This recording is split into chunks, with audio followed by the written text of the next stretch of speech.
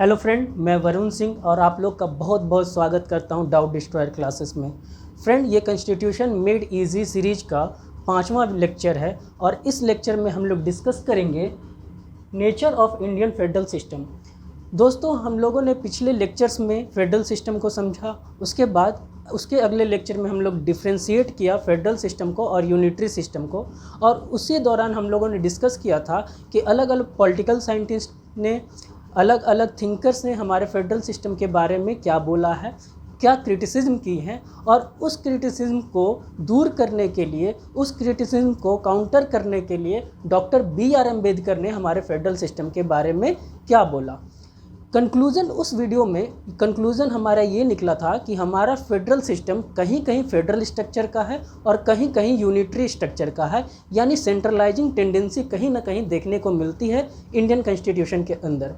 तो इस वीडियो में हम लोग जानेंगे कि हमारा कंट्री कैसे फेडरल सिस्टम पे काम करता है और कौन कौन से ऐसे प्रोविज़न है कॉन्स्टिट्यूशन के अंदर जो ये बताता है कि हमारा कंट्री किस तरह से एक फेडरल कंट्री है। उसके अगले वीडियो में हम लोग जानने की कोशिश करेंगे कि हमारा कंट्री कैसे यूनिटरी है, कॉन्स्टिट्यूशन के अंदर कौन कौन से ऐसे प्रोविज़न हैं जो हमारे कंट्री को यूनिटरी सिस्टम बनाता है।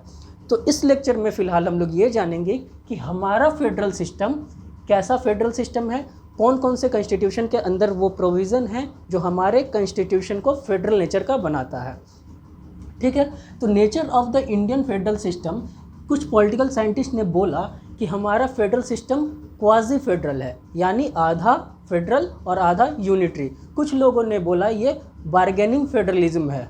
ठीक है, कुछ लोगों ने क्या बोला कि हमारा फेडरल सिस्टम सू जेनरिस टाइप का है, यानी ऑफ इट्स ओन टाइप, ये अलग तरह का फेडरेशन है, एक यूनिक फेडरेशन है। ठीक है, तो हमारा नेचर कैसा है इंडियन फेडरल सिस्टम का, वो अलग अलग पॉलिटिकल थिंकर्स ने अलग अलग बातें बोलकर बताई है। ठीक है, लेकिन इस वीडियो में हम लोग जानेंगे कि how India is a federal setup. जो हम लोग का टॉपिक ऑफ डिस्कशन है वो ये है कि how India is a federal system, यानी कौन कौन से प्रोविज़न ऐसे हैं कॉन्स्टिट्यूशन के अंदर जो ये बताता है कि इंडिया एक फेडरल सिस्टम है, या कौन कौन सी ऐसी बातें हैं इंडियन फेडरल सिस्टम में जो ये दर्शाता है कि इंडिया एक फेडरल सिस्टम है। ठीक है, तो उसमें सबसे पहला हम लोग पॉइंट्स जो देखेंगे वो देखेंगे डिवीज़न ऑफ पावर, क्योंकि हम लोगों ने फेडरल सिस्टम में पढ़ा है, उसके मेरिट्स में पढ़ा है, कैरेक्टरिस्टिक्स में पढ़ा है कि कोई भी फेडरल सिस्टम में, कोई भी फेडरल पॉलिटी में पावर का डिवीज़न होता है। तो सबसे पहला पॉइंट है डिवीज़न ऑफ पावर, यानी किसके बीच पावर का डिवीज़न का बात हो रहा है। यहाँ पे बात हो रहा है सेंट्रल गवर्नमेंट और स्टेट गवर्नमेंट के बीच पावर का डिवीज़न के बारे में। ठीक है, जैसा कि हम लोग जानते हैं फेडरल सिस्टम में डुअल गवर्नमेंट पाई जाती है, एक सेंट्रल लेवल पे और एक स्टेट लेवल पे, और दोनों के बीच शक्तियों का बंटवारा है, यानी पावर का डिवीज़न है। ठीक है, और इंडिया के कॉन्स्टिट्यूशन में 7 शेड्यूल 7 में जब हम लोग देखेंगे तो वहाँ हमको साफ साफ देखने को मिलता है क्या, डिवीज़न ऑफ पावर। ठीक है, डिवीज़न ऑफ पावर 7 शेड्यूल में हम लोग को देखने को मिलता है, क्योंकि वहाँ क्या है, यूनियन लिस्ट है, स्टेट लिस्ट है और कंकरेंट लिस्ट है। ठीक है, और साफ साफ बता दिया गया है कि ये सारे सब्जेक्ट यूनियन के होंगे और यूनियन ही इस पे कानून बना पाएगा, ये सारे सब्जेक्ट स्टेट के होंगे और स्टेट ही इसके ऊपर कानून बना पाएगा, और ये सारे सब्जेक्ट ऐसे होंगे जिस पे स्टेट और यूनियन दोनों कानून बना सकता है। लेकिन दोनों अगर एक ही सब्जेक्ट पे कानून बना देते हैं तो यूनियन का कानून ही क्या होगा, प्रिवेल करेगा, यूनियन लॉ ही प्रिवेल करेगा। तो ये सारा डिस्कशन हम लोग पिछले वीडियोज़ में कर चुके हैं। ठीक है, तो डिवीज़न ऑफ पावर देखने को मिलता है इंडियन फेडरल सिस्टम में भी, इसलिए हम कह सकते हैं इस पॉइंट से कि इंडिया का जो कॉन्स्टिट्यूशन है वो कैसा नेचर का है, फेडरल नेचर का है। तो सबसे पहला पॉइंट था क्या, डिवीज़न ऑफ पावर, जो इंडिया में भी देखने को मिलता है। क्लियर है। दूसरा पॉइंट क्या है, दूसरा पॉइंट है supremacy and rigidity of the constitution. ठीक है, दूसरा पॉइंट क्या है, constitution must be supreme and rigid rigid. अगर फेडरल सिस्टम की बात करें तो फेडरल सिस्टम में यह कंपल्सन है कि कॉन्स्टिट्यूशन कैसा होना चाहिए, सुप्रीम होना चाहिए और रिजिड होना चाहिए। अब हम लोग देखते हैं क्या इंडिया का कॉन्स्टिट्यूशन सुप्रीम है, क्या इंडिया का कॉन्स्टिट्यूशन रिजिड है। अगर ऐसा है तो इंडिया भी एक फेडरल सेटअप है। अगर ये बात प्रूफ हो जाती है कि इंडिया का कॉन्स्टिट्यूशन सुप्रीम है और इंडिया का कॉन्स्टिट्यूशन रिजिड है, तो ये बात प्रूफ हो जाएगी कि इंडिया का सिस्टम भी क्या है, फेडरल है। ठीक है। बात करें अगर सुप्रीमेसी की, तो इंडियन कॉन्स्टिट्यूशन सुप्रीम है। क्यों सुप्रीम है? क्योंकि सेंट्रल गवर्नमेंट और स्टेट गवर्नमेंट दोनों काम करती है अकॉर्डिंग टू कॉन्स्टिट्यूशन। कॉन्स्टिट्यूशन में जो प्रोविज़न है उसी प्रोविज़न का इस्तेमाल करते हुए सेंट्रल गवर्नमेंट भी लॉ बनाती है और स्टेट गवर्नमेंट भी लॉ बनाती है। अगर सेंट्रल गवर्नमेंट कॉन्स्टिट्यूशन के प्रोविज़न के अनुसार अकॉर्डिंग लॉ नहीं बनाएगी तो उसके लिए सुप्रीम कोर्ट बैठा हुआ है, तुरंत उस लॉ को रिव्यू करेगा, जुडिशियल रिव्यू करेगा, उस लॉ को क्या करेगा, खारिज कर देगा, नल एंड वॉइड कर देगा, बिकॉज कि वो कॉन्स्टिट्यूशन के अकॉर्डिंग नहीं बना हुआ है। इसलिए कहीं ना कहीं हमारा कॉन्स्टिट्यूशन सुप्रीम है और सेंट्रल गवर्नमेंट और स्टेट गवर्नमेंट एक्ट करती है अकॉर्डिंग टू द कॉन्स्टिट्यूशन। अब हम देखते हैं कि हमारा कॉन्स्टिट्यूशन रिजिड है या नहीं।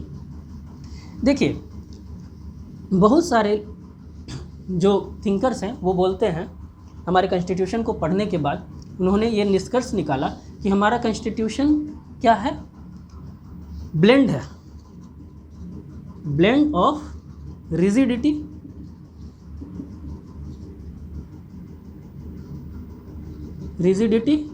एंड फ्लेक्सिबिलिटी, यानी दोनों का ब्लेंड है। हमारा कॉन्स्टिट्यूशन क्या है, ब्लेंड है, दोनों का मिक्सचर है, रिजिडिटी और फ्लेक्सिबिलिटी का।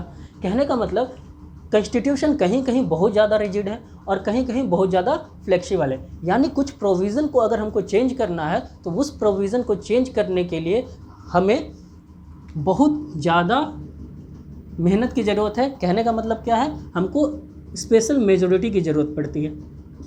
क्लियर है। और कहीं कहीं अगर कॉन्स्टिट्यूशन को अमेंड करना है तो हमको सिंपल मेजॉरिटी से ही काम चल जाता है।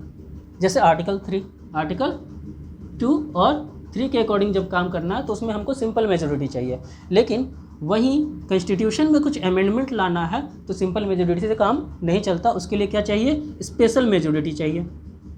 और किसके तहत काम होगा, आर्टिकल 368 के अकॉर्डिंग काम होगा। अंडर आर्टिकल 368 हम ये काम कर सकते हैं। तो कहीं कहीं हमको कॉन्स्टिट्यूशन रिजिड देखने को मिलता है और कहीं कहीं हमारा कॉन्स्टिट्यूशन क्या है, फ्लेक्सिबल नेचर का है। एक बात और है कि ऐसे बहुत सारे प्रोविज़न है, ऐसे 5 एरिया हैं जहाँ सेंट्रल गवर्नमेंट, जहाँ पार्लियामेंट कॉन्स्टिट्यूशन को अकेले अमेंड नहीं कर सकती। ठीक है। उन 5 एरिया में अगर कॉन्स्टिट्यूशन को अमेंड करना है तो उसके लिए स्टेट का सपोर्ट होना ज़रूरी है। देखिए, उसमें कैसा मेजॉरिटी की ज़रूरत पड़ती है, जब फेडरल सिस्टम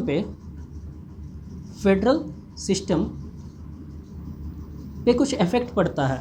अगर कॉन्स्टिट्यूशन को अमेंड किया जाए और उस अमेंडमेंट के दौरान फेडरल सिस्टम पे कुछ इफेक्ट पड़े तो उस अमेंडमेंट को पार्लियामेंट अकेले नहीं कर सकती। उस अमेंडमेंट को पूरा करने के लिए स्टेट का भी साथ होना ज़रूरी है।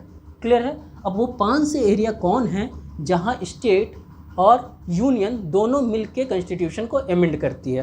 तो आइए उन 5 एरिया को पहले हम लोग देखते हैं और उसके अंदर कैसी मेजॉरिटी चाहिए। पहले इसको बता देते हैं कि कैसी मेजॉरिटी चाहिए होगी। देखिए, उसके अंदर हमको स्पेशल मेजॉरिटी चाहिए जो कि है 2/3 present plus voting plus half of the total, ठीक है, plus half of support of the states. ठीक है। यानी पहले हमको 2/3 प्रेजेंट ऑन वोटिंग चाहिए पार्लियामेंट के अंदर, फिर total strength of the house का हाफ यानी एब्सोल्यूट मेजॉरिटी चाहिए। उसके बाद आधे स्टेट की सहमति होनी चाहिए उस अमेंडमेंट को लेके। उसके बाद ही हमारा कॉन्स्टिट्यूशन अमेंड हो पाएगा, उन प्रोविज़न को हम अमेंड कर पाएंगे जो इफेक्ट करता है फेडरल सिस्टम को। तो आइए देखते हैं वो 5 एरिया जहां स्टेट और सेंटर दोनों साथ मिल के कॉन्स्टिट्यूशन को अमेंड करती है और सेंटर अकेले चाहे तो उन प्रोविज़न को अमेंड नहीं कर सकता, क्योंकि उन प्रोविज़न को अगर अकेले अमेंड कर देगा तो कहीं ना कहीं स्टेट की पावर क्या हो जाएगी, रिड्यूस हो सकती है। तो आइए हम लोग सबसे पहले देखते हैं।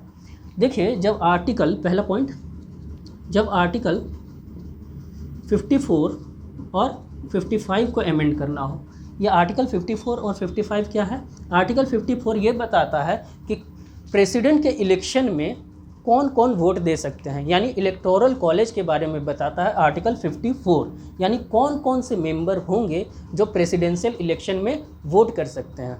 क्लियर है? जैसे कौन कौन वोट कर सकते हैं? इलेक्टोरल कॉलेज के मेंबर कौन होते हैं? इलेक्टेड मेंबर ऑफ पार्लियामेंट, ठीक है, ओनली इलेक्टेड मेंबर्स, रिमेंबर, है ना।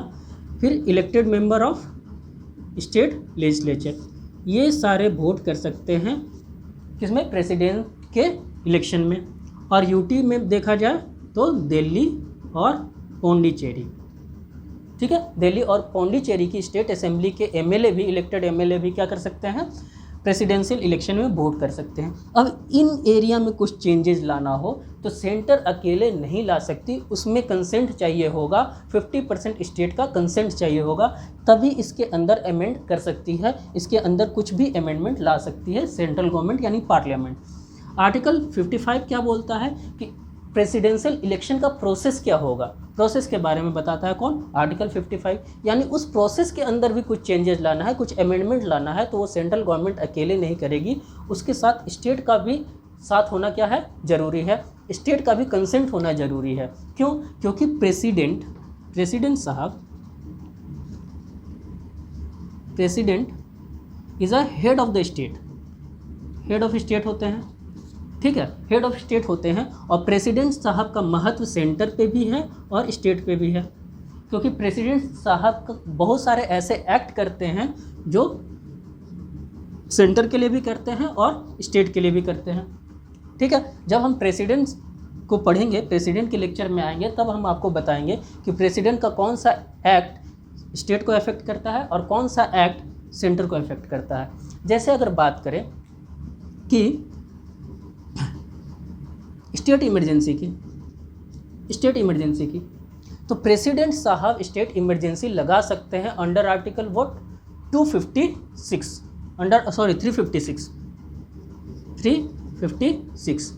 अंडर आर्टिकल 356 प्रेसिडेंट साहब क्या इंपोज कर सकते हैं? प्रेसिडेंट रूल, और उससे स्टेट क्या होता है? इफेक्ट होता है। तो प्रेसिडेंट साहब के चुनाव में कोई भी प्रोविज़न में चेंजेस लाना है, कोई भी अमेंडमेंट लाना है, तो वो कौन ला सकती है? सेंटर और स्टेट दोनों मिलकर ला सकती है, क्योंकि प्रेसिडेंट साहब दोनों के लिए इंपॉर्टेंट है, सेंटर के लिए भी बहुत ज़्यादा इंपॉर्टेंट है और स्टेट के लिए भी बहुत ज़्यादा इंपॉर्टेंट है, क्योंकि बहुत सारा अपॉइंटमेंट स्टेट के अंदर प्रेसिडेंट साहब करते हैं। जैसे गवर्नर को कौन अपॉइंट करता है स्टेट के अंदर? प्रेसिडेंट साहब करते हैं, ठीक है। हाई कोर्ट के जजेस को कौन अपॉइंट करता है स्टेट के अंदर? तो प्रेसिडेंट साहब करते हैं।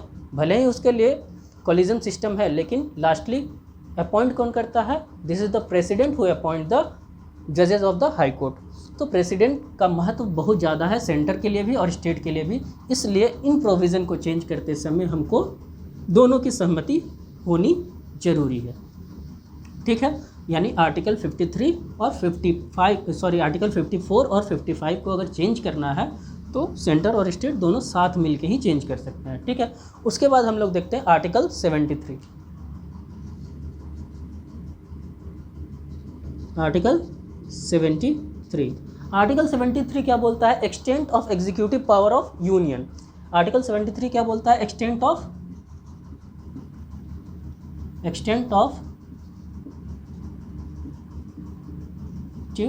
पावर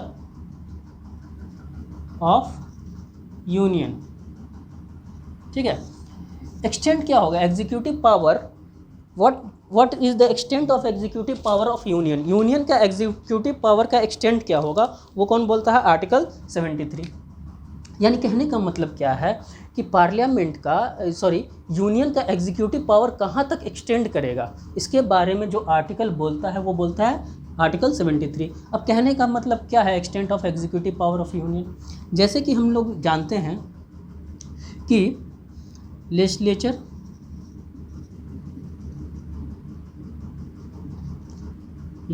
एग्जीक्यूटिव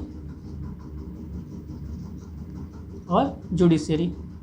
ठीक है, तो लेजिस्लेचर का काम क्या है? To make law, make law. Executive का काम क्या है? To implement law, to implement law.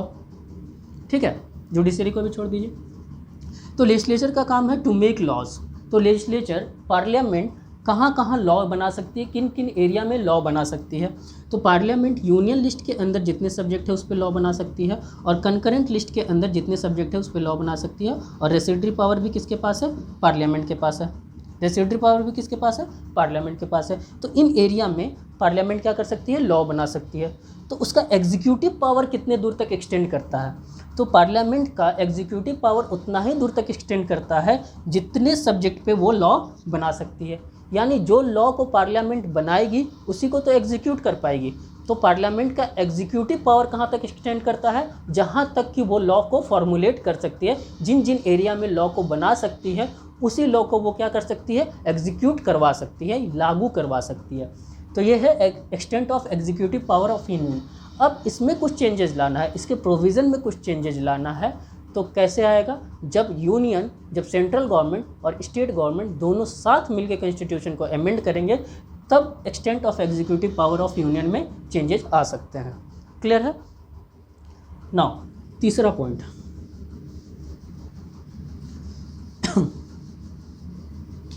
Hope कर रहा हूँ कि आप लोग को समझ में आ रहा होगा। तीसरा पॉइंट, आर्टिकल 162, ये क्या बोलता है? Extent of executive power of state. State का एग्जीक्यूटिव पावर का एक्सटेंट कितना है, कितने दूर तक वो है? एग्जीक्यूटिव पावर कहाँ कहाँ तक लाई करता है स्टेट का? तो जैसे यूनियन जिस सब्जेक्ट पे लॉ बना सकती है उसी सब्जेक्ट को एग्जीक्यूट भी करवा सकती है, उसी लॉ को एग्जीक्यूट भी करवा सकती है। ठीक उसी तरह स्टेट लिस्ट के अंदर जितने सब्जेक्ट हैं, स्टेट भी उस पर कानून बनाएगी, लॉ बनाएगी, और उसी कानून को क्या कर सकती है? एग्जीक्यूट कर सकती है। दूसरी बात, स्टेट के पास ये भी पावर होता है कि वो कंकरेंट लिस्ट पे भी कानून बनाए। तो मान लीजिए स्टेट कंकरेंट लिस्ट पे कानून बनाता है, तो इसको कैसे एग्जीक्यूट करेगा? देखिए, सपोज करते हैं कि कंकरेंट लिस्ट का कोई सब्जेक्ट ए है, इसके ऊपर स्टेट ने कानून बना दिया, लॉ बना दिया। अब जब इसको एग्जीक्यूट करने की बारी आई तो स्टेट इसको कैसे एग्जीक्यूट करेगा? अगर कॉन्स्टिट्यूशन के अंदर कोई प्रोविज़न है जिसमें बताया गया है कि कोई लॉ, कोई पर्टिकुलर लॉ इस तरह से एग्जीक्यूट करना है, तो स्टेट उसी तरह से एग्जीक्यूट करेगा।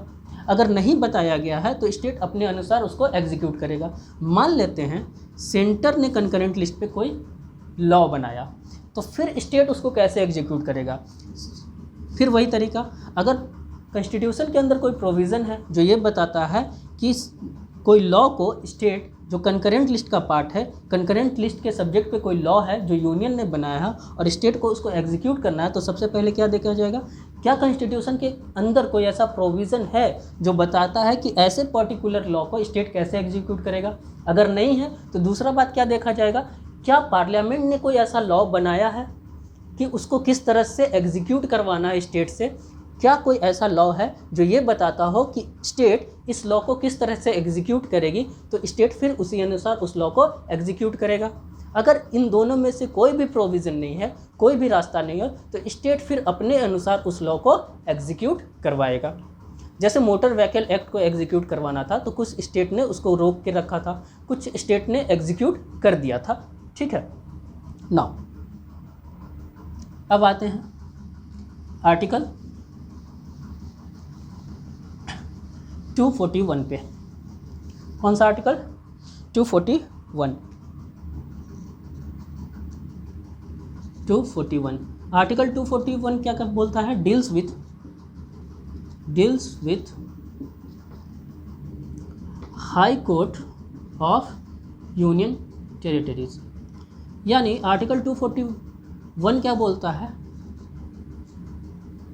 कि पार्लियामेंट के पास ये पावर होगा कि वो किसी यूनियन टेरिटरी में हाई कोर्ट की स्थापना कर सकती है।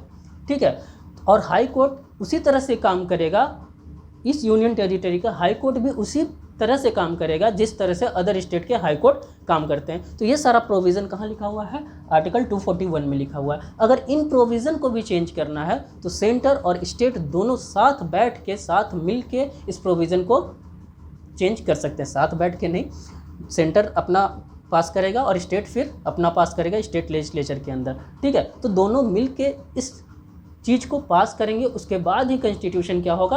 अमेंड हो सकता है। क्लियर है? यानी article 241 which deals with the high court of union territory, अगर इसमें कुछ चेंजेस लाना है तो सेंटर और स्टेट दोनों साथ मिलके चेंजेस ला सकती है, सेंटर अकेले चेंजेस नहीं ला सकता। क्लियर है? Now chapter 4 of part 5, chapter 4 of part 5 deals with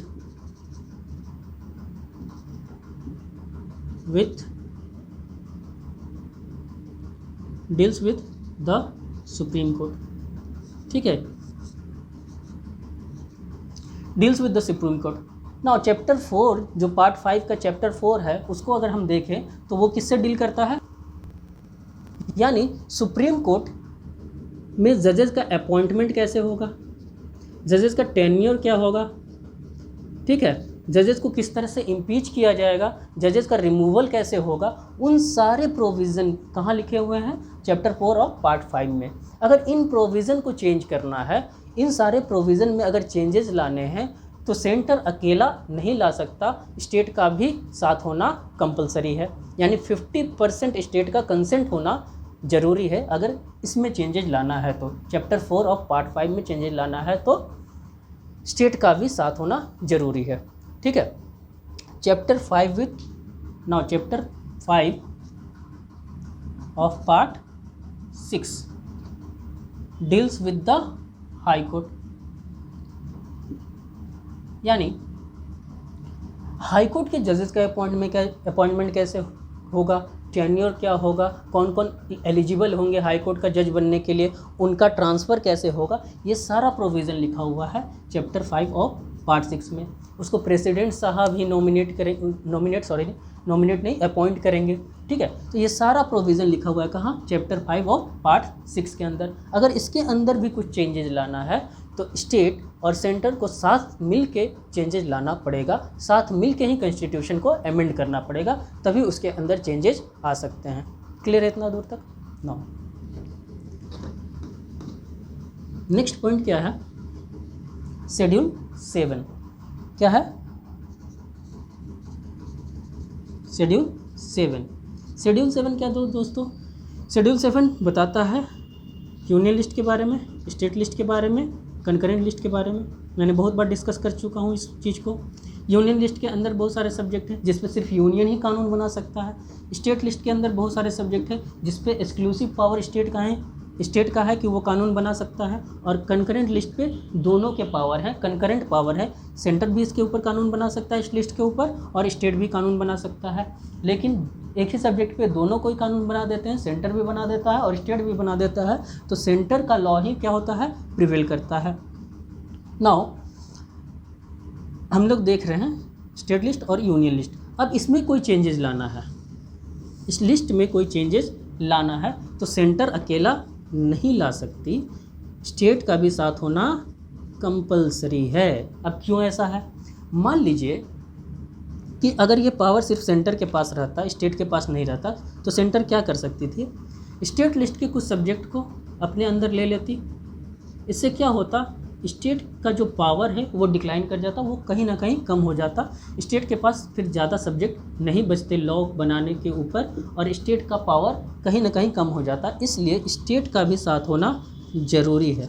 क्यों ज़रूरी है? ताकि फेडरल सिस्टम को बचा के रखा जा सके, ठीक है, फेडरल सिस्टम अच्छे से वर्क करे, इसलिए स्टेट का साथ होना ज़रूरी है। यानी शेड्यूल 7 में भी कोई अमेंडमेंट लाना है तो सेंटर और स्टेट दोनों साथ मिल के लाएगी, ठीक है। शेड्यूल 7। उसके बाद शेड्यूल 4 क्या बोलता है? Representation of the state in the Rajya Sabha. Rajya Sabha में हर स्टेट का रिप्रेजेंटेशन कितना होगा, ठीक है, वो बताता है कौन? शेड्यूल 4। और रिप्रेजेंटेशन कैसे है राज्यसभा में, according to the proportion of the population. ठीक है, प्रोपोर्शनल रिप्रेजेंटेशन है, जितना ज़्यादा पॉपुलेशन उतना ज़्यादा रिप्रेजेंटेशन राज्यसभा के अंदर। ना इस प्रोविज़न को अगर अमेंड करना है तो अमेंड कैसे होगा, जब सेंटर और स्टेट दोनों साथ मिलकर उस अमेंडमेंट को पूरा करेंगे। यानी शेड्यूल 4 को भी अमेंड करना है तो स्टेट और सेंटर को साथ मिल के काम करना पड़ेगा, तभी शेड्यूल 4 भी अमेंड हो सकता है। Now the very important thing है ना, आर्टिकल 368 जो क्या बताता है, power and procedure to amend the constitution.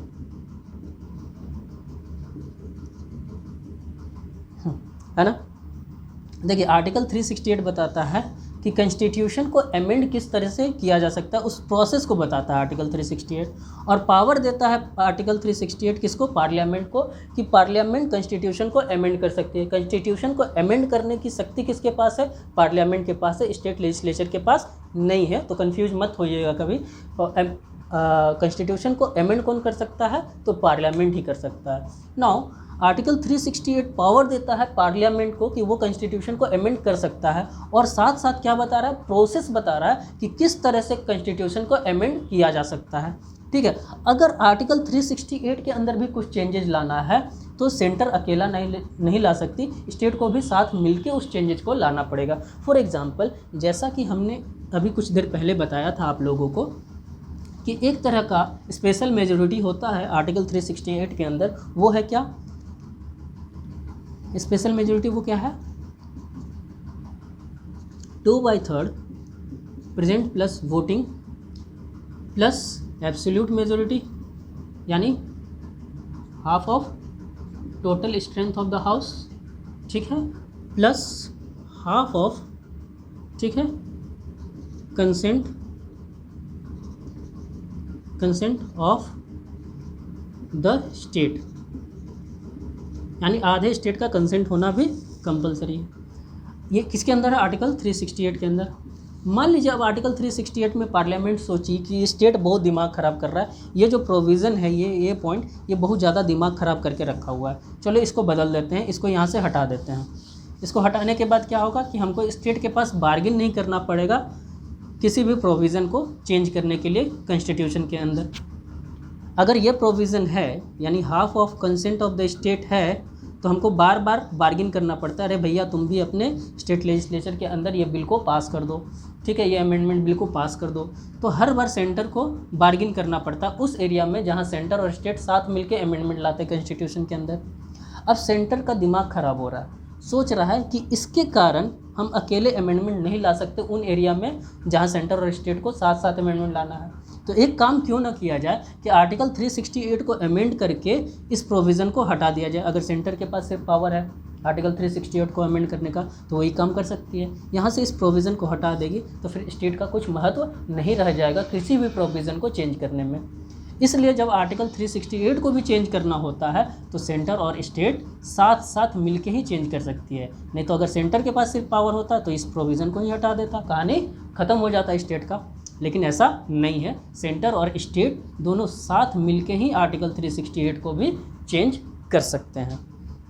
तो ये वो सारे एरिया थे जहाँ सेंटर और स्टेट दोनों साथ मिलके ही अमेंडमेंट ला सकते हैं, इंपॉर्टेंट एरियाज़ जहाँ सेंटर और स्टेट साथ मिलके ही क्या ला सकते हैं, अमेंडमेंट ला सकते हैं। ठीक है, अब इससे क्या पता चला कि हमारे फेडरल सिस्टम को बनाए रखने के लिए ये सारे प्रोविज़न हैं। अगर ये सारे प्रोविज़न नहीं होते तो कहीं ना कहीं हमारा फेडरल सिस्टम अफेक्टेड होता, और इस बात से ये प्रूफ होता है कि हमारा कंट्री किस बेसिस पे काम करता है, फेडरल सिस्टम पे काम करता है, क्योंकि बहुत सारे प्रोविज़न कॉन्स्टिट्यूशन के अंदर ऐसे हैं जो फेडरल सिस्टम को प्रोटेक्ट करने की कोशिश कर रहे हैं, जैसा कि अभी हम लोगों ने देखा कि किस तरह से फेडरल सिस्टम को प्रोटेक्ट किया जा रहा है कॉन्स्टिट्यूशन के द्वारा। क्लियर है? नाउ और क्या है हमारा कॉन्स्टिट्यूशन? हमारा कॉन्स्टिट्यूशन है रिटेन कॉन्स्टिट्यूशन।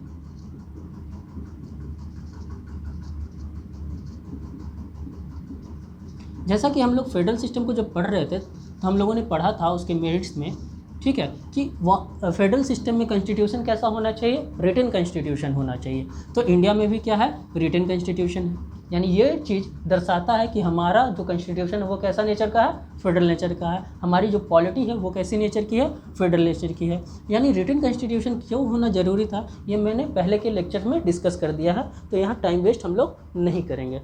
क्लियर है। तो हमारा कॉन्स्टिट्यूशन भी रिटन है, इसलिए हमारा कॉन्स्टिट्यूशन भी फेडरल सिस्टम को दर्शाता है। नाउ नेक्स्ट पॉइंट क्या है, रिजिडिटी ऑफ कॉन्स्टिट्यूशन हम लोग पढ़ लिए। उसके बाद हम लोग पढ़ेंगे क्या, last point, authority of the court या इंडिपेंडेंट एंड पावरफुल जुडिशरी।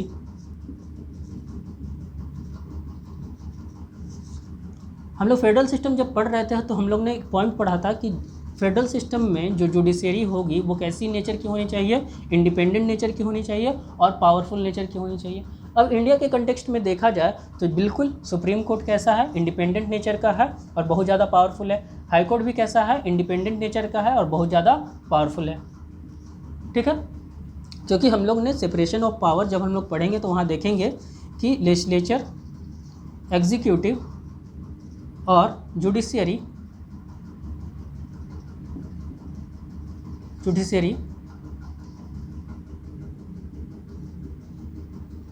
एक सेपरेट कंपार्टमेंट में बंधे हुए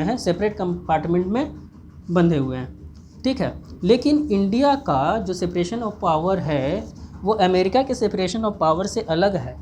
किस तरह से अलग है, क्योंकि इंडिया का सेपरेशन ऑफ पावर के साथ क्या है, चेक्स एंड बैलेंसेस है। यानी लेजिस्लेचर एग्जीक्यूटिव को चेक कर सकता है, लेजिस्लेचर जुडिशरी को चेक कर सकता है, उसी तरह एग्जीक्यूटिव लेजिस्लेचर को चेक कर सकता है, एग्जीक्यूटिव जुडिशरी को चेक कर सकता है, उसी तरह जुडिशरी लेजिस्लेचर को चेक कर सकता है और जुडिशरी एग्जीक्यूटिव को भी चेक एंड बैलेंस कर सकता है। तो चेक एंड बैलेंस का सिस्टम को अपनाते हुए हम लोगों ने सेपरेशन ऑफ पावर किया है इन तीनों बॉडीज़ के बीच, इन तीनों ऑर्गन के बीच।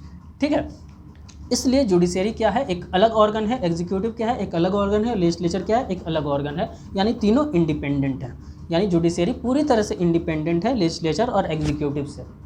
क्लियर है ना। तो इंडिया में भी हमको इंडिपेंडेंट जुडिशरी देखने को मिलता है, इसलिए हम कह सकते हैं कि इंडिया का सिस्टम भी कैसा नेचर का है, फेडरल नेचर का है।